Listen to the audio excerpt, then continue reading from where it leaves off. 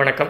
இது அபிஸ் சேனல். இன்று நாம் பார்க்க போவது வந்து ஒரு magic formula stock. Magic formula ஸ்டாக்னா என்ன அப்படின்னு பார்த்தீங்கன்னா, ரிட்டர்ன் ஆன் அசட்ஸ் வந்து 20% மேலேயும், பி ரேஷியோ வந்துட்டு 14க்கு கீழே, அதாவது 7% அப்படிங்கிற மாதிரி ரிட்டர்ன் ஆன் இன்வெஸ்ட்மெண்ட் அந்த மாதிரி இருக்கிற மாதிரி ஸ்டாக்ஸ் எடுத்துக்கிட்டா, ஏன்னா அது வந்துட்டு குறைவான விலையிலையும் கிடைக்கிறது, நல்ல ரிட்டர்னும் எடுத்துக்கிட்டு இருக்கு அவங்களுடைய அசட்ஸில் அப்படிங்கிற மாதிரி இருக்கிறதுனால அதை நம்ம மேஜிக் ஃபார்முலா ஸ்டாக்னு ஃபார்முலேட் பண்ணிக்கிறோம்.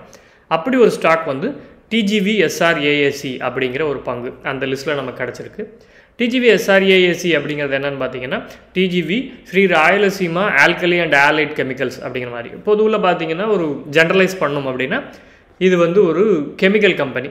இவங்களுடைய 3 பெரிய செக்மெண்ட்ஸ் இருக்குது. ஒன்று வந்து பார்த்திங்க அப்படின்னு சொன்னால் கெமிக்கல்ஸு, அடுத்தது வந்து கேஸ்டர் ஆயிலேருந்து எடுக்கக்கூடிய ஆயில் அண்ட் ஃபேட்டி ஆசிட்ஸ் அந்த மாதிரி அந்த ப்ராடக்ட்ஸ் பை ப்ராடக்ட்ஸை வச்சு அவங்க சப்ளை பண்ணக்கூடிய கெமிக்கல்ஸு. மூணாவது வந்து electricity generation. But electricity generation வந்துட்டு அவங்களுடைய கான்ட்ராக்ட் வந்து கேன்சல் ஆனதுனால இப்போதைக்கு அது பெருசாக செயல்பாட்டில் இல்லை.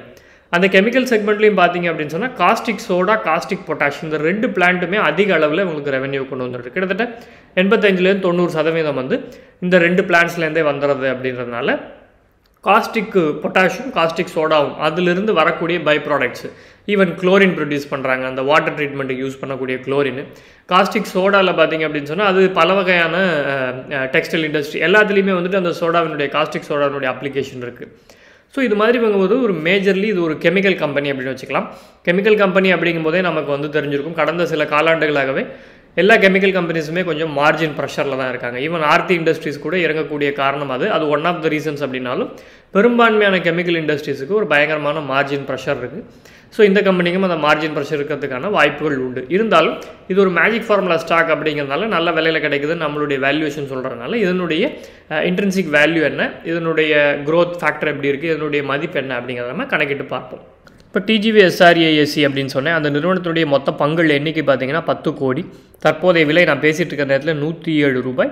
மார்க்கெட் கேபிட்டலைசேஷன் வந்து 1149 கோடிகள். இப்போ இவங்களுடைய அனாலிசிஸ்ன்னு சொல்லிட்டு இவங்களுடைய க்ரோத் எப்படி இருக்குது அதெல்லாம் நம்ம செக் பண்ணி பார்த்தோம் அப்படின்னா, சேல்ஸ் க்ரோத் வந்து ஆண்டுக்கு ஒரு 5-10 விழுக்காடு. இதில் பார்த்தோம்னா தெரியுது 5 இயர் சிஏஜிஆர் பார்த்திங்க அப்படின்னு சொன்னால் மார்ச் 19 நம்ம பார்க்கும்போது 9 விழுக்காட்லேருந்து 17 விழுக்காடு வரைக்கும் வந்துட்டு வேரி ஆயிருக்கு. ஸோ நம்ம ஒரு ஆவரேஜாக 10% அப்படிங்கிற மாதிரி எடுத்துக்கலாம். நெட் ப்ராஃபிட்டினுடைய க்ரோத் பார்த்தோம் அப்படின்னு சொன்னால் 3% to 70%. பட் இந்த 3%ங்கிறது கொரோனா பீரியட் அப்படிங்கிற மாதிரி வச்சுக்கிட்டோம்னா, ஏன்னா மார்ச் 2021 வந்த ஃபைனான்ஷியல் இயரில் தான் 3% க்ரோத் இருந்திருக்கு. அதாவது எங்கேருந்து அது வந்திருக்கு அப்படின்னு பார்த்தீங்கன்னா, கிட்டத்தட்ட 16லேருந்து 21 வரைக்கும் எவ்வளோ க்ரோத்துன்னு பார்த்தீங்கன்னா 16ல் இருந்த அளவு க்ரோத் தான் மார்ச் 2021 இருந்திருக்கு. அதாவது அதே ப்ராஃபிட் இருந்திருக்கு. ஸோ அதனால் அது வந்துட்டு பெரிய க்ரோத்தாக காண்பிக்கலை. பட் அதை வந்து நம்ம கோவிட் மேலே பழிய போட்டு நகர்ந்து போனோம் அப்படின்னு சொன்னால் மார்ச் 19 68 கோடியாக இருந்த ப்ராஃபிட் வந்து அடுத்த 3 ஆண்டுகள்லேயே வந்துட்டு 2 மடங்கு ஆகியிருக்கு. ஸோ இது வந்து ஒரு நல்ல விஷயம். மார்ச் 2023 இன்னுமே கூடி 362 கோடி ஆயிருக்கு. அதற்கு சேல்ஸ் சப்போர்ட் பண்ணியிருக்கா அப்படின்னு பார்த்தோம்னா சேல்ஸும் சப்போர்ட் பண்ணியிருக்கு. கிட்டத்தட்ட 1500 crore சேல்ஸ் இருந்ததில் 50% இன்க்ரீஸ் ஆயிருக்கு. அதே அளவு தான் இது வந்து 100%க்கு மேலே இன்க்ரீஸ் ஆயிருக்கு ப்ராஃபிட்டு.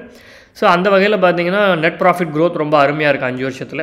ஒரு ஆவரேஜாக நம்ம வந்து 70-50% எடுத்துக்க முடியாதுனாலும் 20% மினிமம் இருக்கும் அப்படிங்கிற மாதிரி எதிர்பார்த்தோம் அப்படின்னு சொல்லி நம்ம கால்குலேஷன் பண்ணி பார்க்கலாம். முதல்ல இபிவி மெத்தடில் பார்த்தோம் அப்படின்னு சொன்னால் ஆவரேஜ் ப்ராஃபிட் வந்து 5 ஆண்டுகளுக்கு 128 கோடி ரூபாய்களாக இருக்கிறது. இப்போ அண்மையில் நடந்த நிதியாண்டில் வந்துட்டு 365 கோடிங்கிறதுனால இந்த மாதிரி வந்திருக்கு. But okay, we are anyways taking the average தான். ஸோ 128 கோடிங்கிறது ஓரளவுக்கு ரீசனபிளான ஆவரேஜாக தான் இருக்குது. ஈவன் 200 crores வரைக்கும் கூட நீங்கள் வச்சுக்கலாம் அப்படின்னு நினைக்கிறேன். ஏன்னா 360 crores வரைக்கும் போயிருக்கிறது. ஸோ அந்த வகையில் 128 கோடின்னு வச்சு பார்த்தா கூட தற்போதைய நிலையில் லைபிலிட்டிஸ் எல்லாத்தையும் கழிச்சோம்னா 117 ரூபாய் ஒரு பங்குக்கு மதிப்பு. டெப்டை கழிச்சோம் அப்படின்னு சொன்னால் 154 ரூபாய் மதிப்பு. இந்த இரண்டுமே வந்துட்டு நல்ல மார்ஜின் ஆஃப் சேஃப்டியில் இருக்குது. பஃபட் மெத்தடில் பார்த்தோம் அப்படின்னு சொன்னால் நம்மளுடைய ஆவரேஜ் வந்து அந்த அனாலிசிஸ் ஷீட்லேருந்து எடுத்ததுனால 65% வந்து க்ரோத் அப்படிங்கிற மாதிரி எடுத்திருக்கு. இது ஒரு ரொம்ப அம்பிஷியஸ் க்ரோத் அப்படிங்கிறனால 20% மட்டும் எடுத்துக்கிட்டோம்னா கூட 1000 ரூபாய் இதனுடைய மதிப்பு அப்படிங்கிற மாதிரி தெரியுது. அதாவது இது வந்து கடந்த அடுத்த வந்து ஒரு 5 ஆண்டுகளில் 20% வளர்ந்தால் கூட 1000 ரூபாய்க்கான மதிப்பு இருக்கும். இதே இது 10% அப்படின்னு பார்த்தோம்னா 700 ரூபாய் அப்படிங்கிற மாதிரி இருக்கும். இப்போ இந்த நிறுவனத்தினுடைய சார்ட் பார்த்தோம்னா 2006 பெரிதாக வளராமல் இருந்து இந்த 2020 அப்புறம் கொரோனாக்கு அப்புறம் வந்துட்டு ரொம்ப அதிகமாக டு த பீக் வந்து ஈவன் 172 rupees போயிட்டு இப்போ திரும்ப 100 ரூபாய்க்கு கிட்டத்தட்ட இறங்கியிருக்கு. இப்போது இந்த பங்கை பற்றி நம்ம தெளிவாக விளக்கினதை நீங்கள் பார்த்துருந்துக்கலாம். ஆனால் இது வந்து எங்களுடைய பை செல் ரெக்கமெண்டேஷன் கிடையாது. ஏன்னா நாங்கள் வந்து செபி அப்ரூவ் ரிசர்ச் அனலிஸ்ட்டோ இன்வெஸ்ட்மெண்ட் அட்வைஸரோ கிடையாது. தயவு செய்து உங்களுடைய அனாலிசிஸ் நீங்கள் செஞ்சுட்டு இந்த ஸ்டாக்கை வாங்கலாமா இல்லையான்னு முடிவு பண்ணுங்கள். நன்றி, வணக்கம்.